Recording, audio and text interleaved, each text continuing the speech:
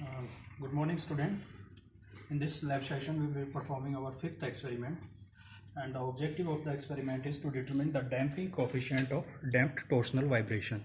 So we have to be performing the experiment on the damped torsional vibration. Okay, what do you mean by the damping? Damping means that energy will be dissipated in the form of the heat from the system. So we will be using certain types of the damping element in the system additional to the mass element and the spring element. So first of all, let me describe you the experimental setup.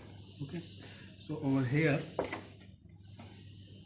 we are having a shaft, vertical shaft that can be considered as a shaft, and at the one end of the shaft will be fixed to the frame, and the another end of the shaft we have a rotor.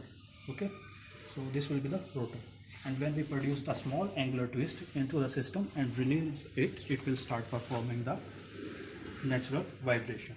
Okay, free or the natural torsional vibration of the system.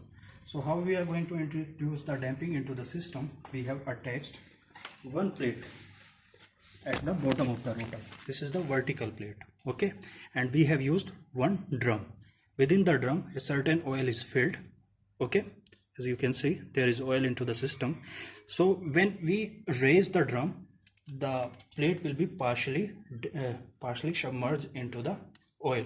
Okay, so as long as the plate is in the air, it will be performing the undamped free vibration or the natural vibration. In undamped free vibration, the amplitude of the vibration will remain constant over a period of the time, and as soon as it will get dipped into the oil, its amplitude of the vibration between the successive oscillations will start decreasing, and after a certain times the vibrations will die out. These are known as the damped torsional vibration, if the amplitude of the vibration will die out after a certain amount of time.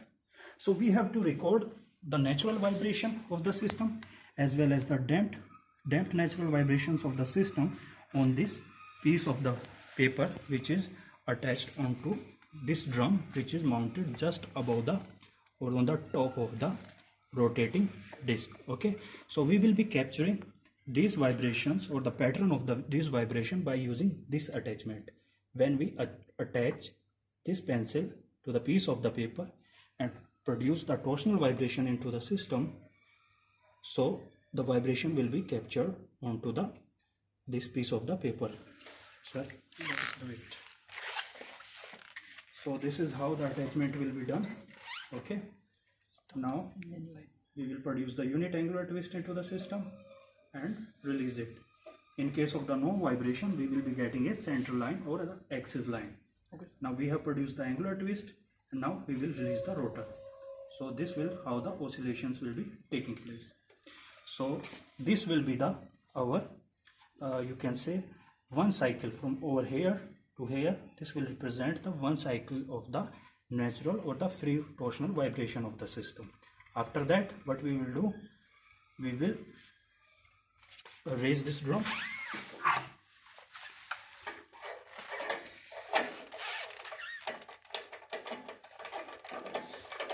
Okay, as you can see, the drum is raised, and the plate that has been attached to the bottom of this rotor, it has now partially submerged into the oil, and again we will perform the same experiment.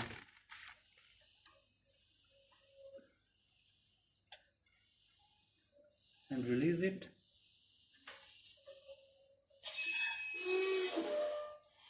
So as you can see here now, the amplitude of the vibration from over here to over here, it has been decreased due to the damping into the system. So finally, what kind of the reading we will be getting? We will be getting these kinds of the readings. Okay, so this vibration which have been denoted by the lighter line, these are the natural vibration. In these vibration, the amplitude of the vibration between two cycles will remain constant, and the dark line which have been denoted like this, the amplitude of the vibration will decrease between the two successive cycles or the